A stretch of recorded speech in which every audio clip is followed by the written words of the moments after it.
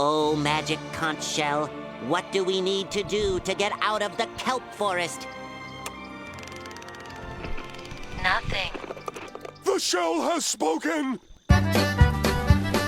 Ahoy, mateys, and welcome to another episode of I'm Ready, a SpongeBob Squarecast. My name is Captain Eric, and we are continuing our sail through the third season of SpongeBob SquarePants. I apologize about the delay of this episode, but my voice has been teetering on being functional and unfunctional over the last few days, so it's been really tough trying to push through this and find the time to record, but here I am. The best voice I can muster this week, and we'll see how this week in Nickelodeon goes tomorrow. But today's episode that we are covering is Season 3's Club SpongeBob, the first half of the 42nd episode of SpongeBob SquarePants, an episode that actually premiered 4 months earlier on DVD and VHS on March 12th, 2002, before its U.S. premiere on July 12th, 2002. If you owned the Sponge Buddies or Nautical Nonsense VHS or DVD combo of the two, then you actually had Club SpongeBob months before anyone else did, which is pretty cool to have access to some of these references months before everyone else. But this episode was written by Walt Dorn and Mark O'Hare. Walt Dorn, this is actually his final episode working on SpongeBob SquarePants. He has been a writer throughout Season 2 and director through Season 2 all the way through Season 3. And we should take the time to just recognize him and his contributions overall to SpongeBob, because he has had writing credits all the way from the first episode of Season 2, Your Shoes Untied, all the way here to Club SpongeBob. And what an eclectic group of episodes I see under his name. You have Imitation Crabs, Wormy, Christmas Who, Squirrel Jokes, Welcome to the Chum Bucket, Frankendoodle, The Secret Box.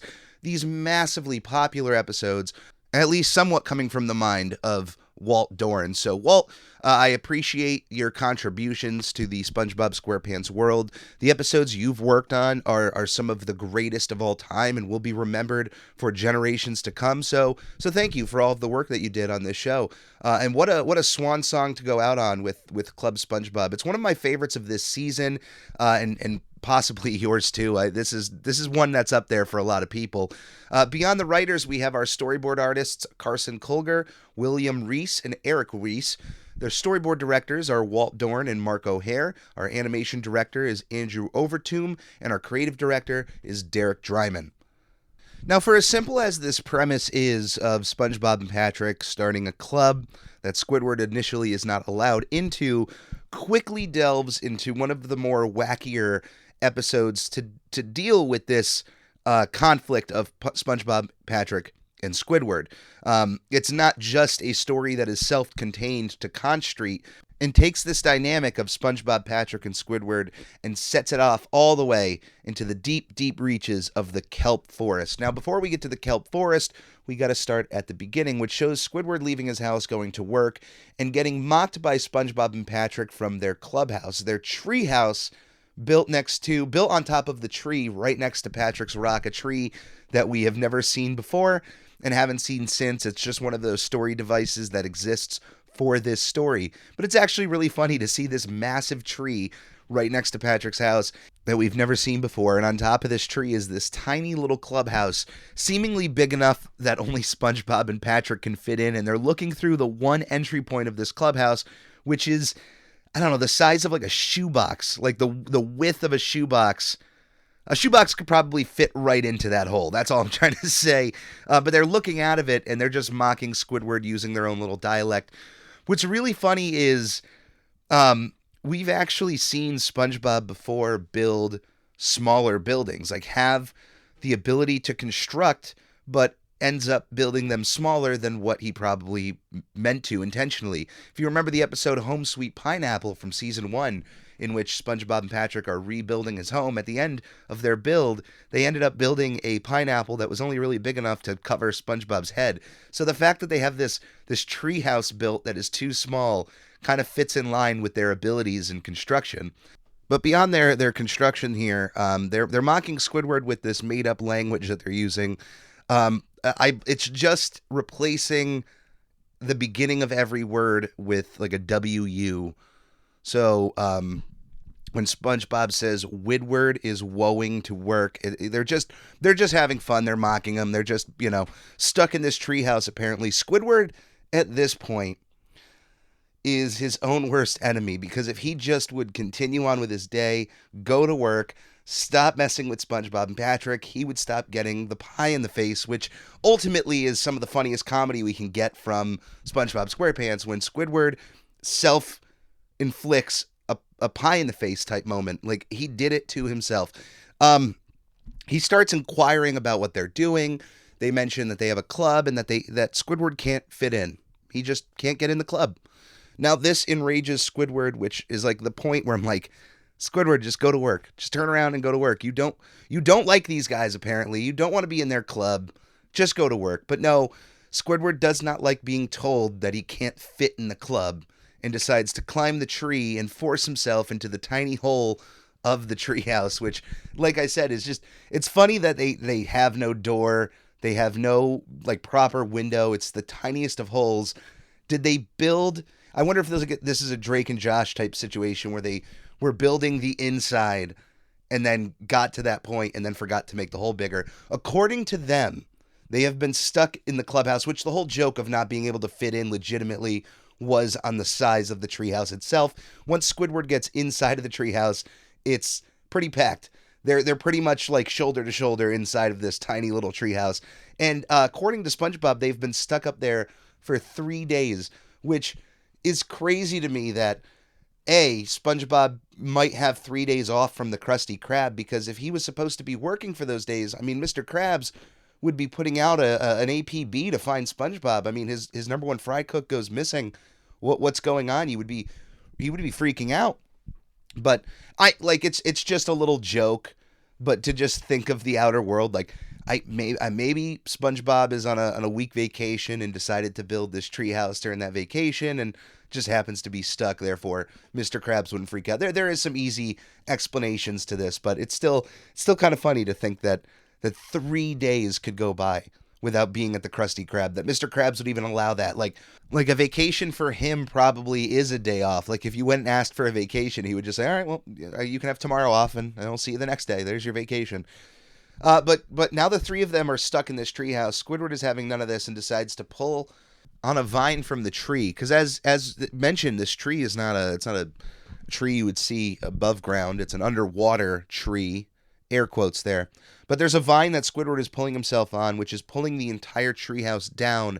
And you can see where this is going from a mile away. It's turning into a massive catapult, which jettisons the entire treehouse out of the tree. Once Squidward gets to... It's funny, right when they get to the ground and he's able to step out is right when the catapult decides to give, when the vine gives, and then the entire treehouse is skyrocketed. This thing is sent jettisoning across the sky. To some people in the Kelp Forest, it actually looks like a shooting star. We get a little gag about that. But the treehouse lands in this deep clearing all the way into the Kelp Forest. The most we're seeing of the Kelp Forest, which for fans of Battle for Bikini Bottom would know is one of the more difficult levels in the game. Thank goodness the rehydrated version made that level a bit more bearable to get through. Wonderful music, and I love the atmosphere, and I love the idea of the Kelp Forest, but certainly one of the more hair-pulling moments of the game, if there was one.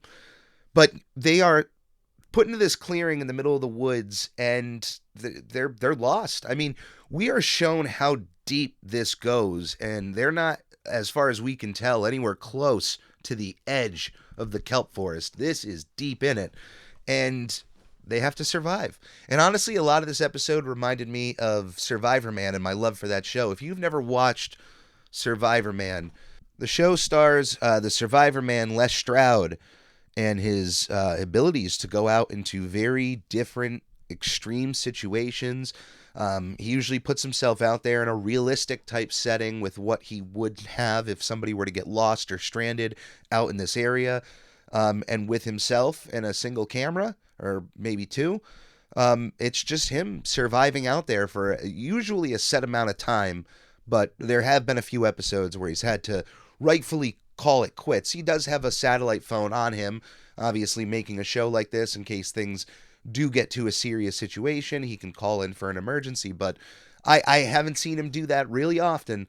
And it's certainly impressive the kind of skills you learn from a show like that hopefully if you do find yourself in a situation stranded on an island or in the forest or out in the desert, you can learn some of these quick survival techniques, one of which being sometimes that you shouldn't just run. If you're in a situation like this deep in the woods, you shouldn't just run away, that sometimes bunkering down, staying put for an extended period of time is the best course of action before then making the play to, all right, pack up a certain what you can around you, get what you can, and then trek out in a smart way, not just like heading off randomly.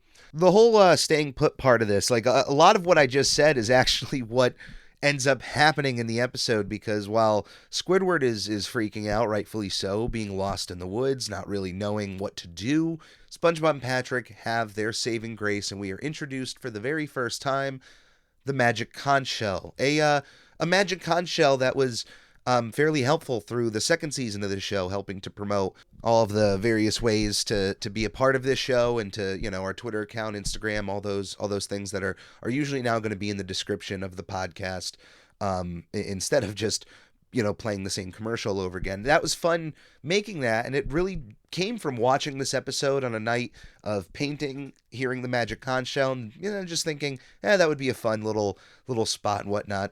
I thought it was a pretty good spot. What do you say, magic conch shell? I don't think so. Can't make everybody happy.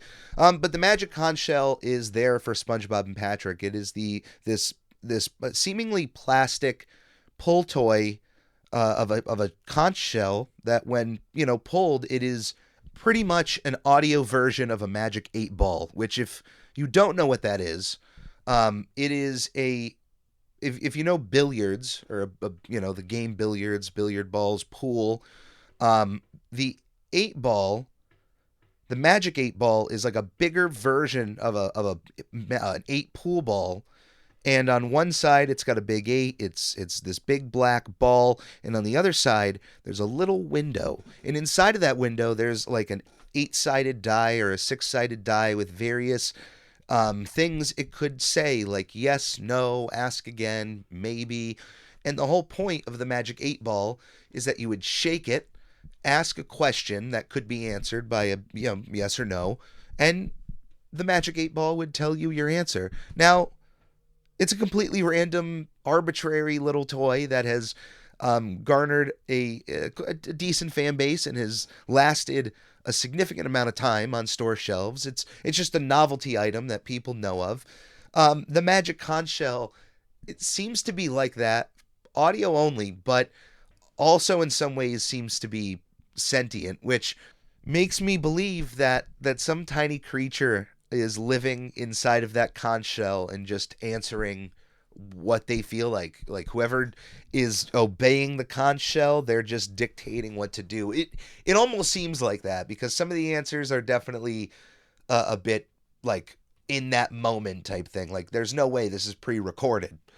But SpongeBob and Patrick have this shell that essentially tells them that the best course of action at this point is to do nothing. Which, when I heard that, I immediately thought of Survivor Man. I was like, you know what? That's not the worst idea.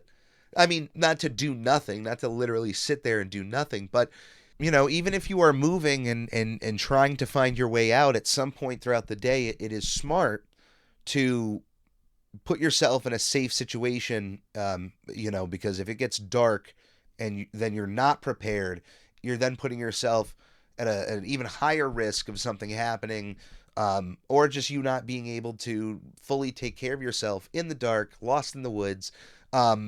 So it wasn't like, depending on the time of day, it wasn't the worst idea ever to do nothing. And it worked out in the end, but Squidward doesn't really believe in the magic conch shell and routinely mocks it and its effects on SpongeBob and Patrick throughout this entire episode.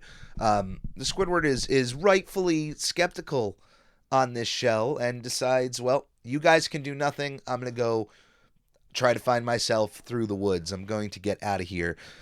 It goes from Squidward walking to instantly it becoming darker and Squidward running. It's a sequence that it reminded me of Alice in Wonderland at some point, like when And Winnie the Pooh, which is weird. There's a specific Winnie the Pooh short in which they get lost in the woods and Rabbit, like, kind of a similar situation. Like, I'm not staying here. I'm going home. Goes out in the woods, gets spooked, gets freaked out, and then eventually makes his way back. And then there's also a point in Alice in Wonderland in which, like, Wonderland at some point, well, later in the movie, starts becoming, like, really darker and creepier. I started really getting those vibes watching the sequence again, right when it just gets darker. Squidward's freaked out. He's running. He's hearing all these weird noises, seemingly running in circles because he ends up finding a light at the end of a tunnel, which ends up just being the same clearing that SpongeBob, Patrick, and him landed in. So this entire time that he left and was running and seemingly it got darker, and he just went in a massive circle and made himself right back to the point one. Which is the worst thing because now Squidward exuded all of that energy, all of that time, and it was a waste. He still does not want to engage with SpongeBob and Patrick and doing nothing. But to Squidward's credit, this man is a survivor man himself because Squidward got himself his own little tent. He built a little fenced-in area for protection. He has a fire going. He has... then eventually finds food, even though it's a tiny bug, but still, Squidward is out here surviving in the wilderness. He looks disheveled, unshaven. He's definitely been out there for days. SpongeBob and Patrick, on the other hand, as fresh as they were on the first day, they're just staring off into space. When they were told by the conch shell to do nothing, they took it literally. Squidward still brings the food he's cooking and brings it over to them, mocking them, plainly saying that he's out of the club. He has his own club, and he wants them to come over. He's inviting them to come over to his club, but in the most mocking, condescending tone ever because they trust this plastic toy, which in fact happened to be right in its do-nothing prediction. Although I don't know if the amount of days really matter, or if it's just this massive coincidence. But a picnic supply company plane is falling out of the sky right after Squidward proclaims that their problems are not just going to fall out of the sky. The joke being that literally all of their problems are solved because this picnic supply plane decides to drop its full load of supplies right over the clearing. I guess to try to the plane's going to crash regardless. So dropping whatever weight is in the back of the plane would probably ease the landing process. But what drops out of the plane is a perfect picnic with everything cooked and out and plated and a tent and a fire. Everything you could possibly want. The dream scenario of this situation falls out of the sky and perfectly plants itself right around SpongeBob and Patrick, who instantly know that the magic conch shell came through and gave them the best case scenario of this situation.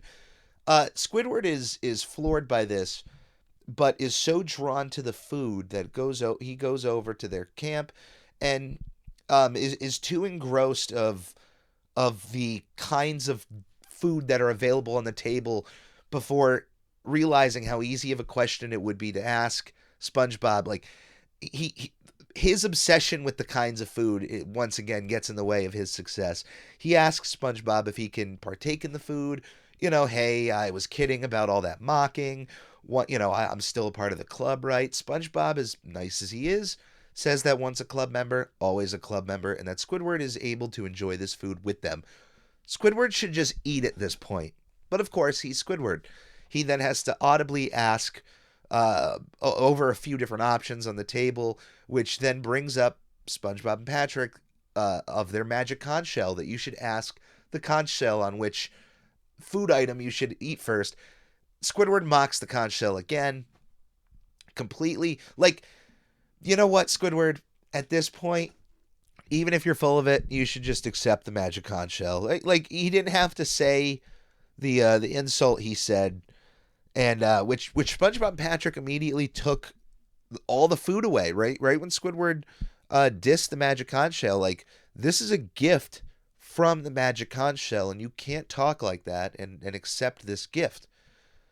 Squidward, like, still not getting it, goes through a barrage of outbursts with the magic conch shell. This is the moment where it really feels like, all right, there's definitely that shell is sentient. Like something is in it. Like even a plankton could have definitely fit in that shell. Not that it was plankton, but like somebody the size of plankton definitely just chilling out in that shell. There's so many creatures that live in shells. This shell gives the right amount of sass to Squidward and sends him off into a tizzy. He is about to explode, but right before he can, somebody cutting through the forest, a fish who looks kind of like Ranger Smith from the Yogi Bear cartoons, is at least dressed like him. So this ranger fish, this forest ranger, cuts through the heavy kelp with a machete, and he's discovering the feral looking SpongeBob, Patrick, and Squidward. We get this like one single shot of them. This is where SpongeBob and Patrick are showing that they've been out in the woods for a couple days. This forest ranger is here to save him. Squidward is overthrown with joy until he finds out that the forest ranger was told to come save these guys using his magic conch shell. In which one part about SpongeBob's club I forgot to mention was that the victory screech from The Algae's Always Greener makes a second appearance here, kind of like the calling card of the club. Like if you're a club member, you're shouting the victory screech. So this forest ranger goes from like really serious to like the right level of goofy, especially his face when he pulls out the magic conch shell. Squidward at this point, that's the breaking point for him. He sees this and is just, the face that they have for him is absolutely perfect. The ranger, now he has successfully found SpongeBob, Patrick, and Squidward, asks his magic conch shell what they should do next, which is nothing. And SpongeBob, Patrick, and the forest ranger oblige to sitting down and doing nothing. Which, to be fair, has clearly worked in the past, so why shouldn't it now? But at this point, Squidward crawls over and finally proclaims in the most desperate way possible, "All hail the magic conch."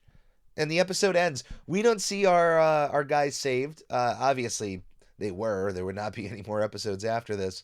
But it's really funny that it took so much breaking of Squidward down to his absolute lowest level to finally get him to proclaim his love for the magic conch shell. What's really funny about this episode is we also get a fourth wall break of Squidward proclaiming, "Why must every 11 minutes of my life be filled with misery?" which is a reference to the fact that SpongeBob's episode length is around 11 minutes long. Which is actually extremely funny. Like even when that joke first landed, that was a easy to get gag, and I always enjoyed that. This was also the first episode of SpongeBob SquarePants to premiere during their short-lived Friday night Nicktoons block, which I absolutely really enjoyed. I loved Friday night Nicktoons. They had a really nice intro with all of the cartoons kind of being filmed in the same kind of staging area.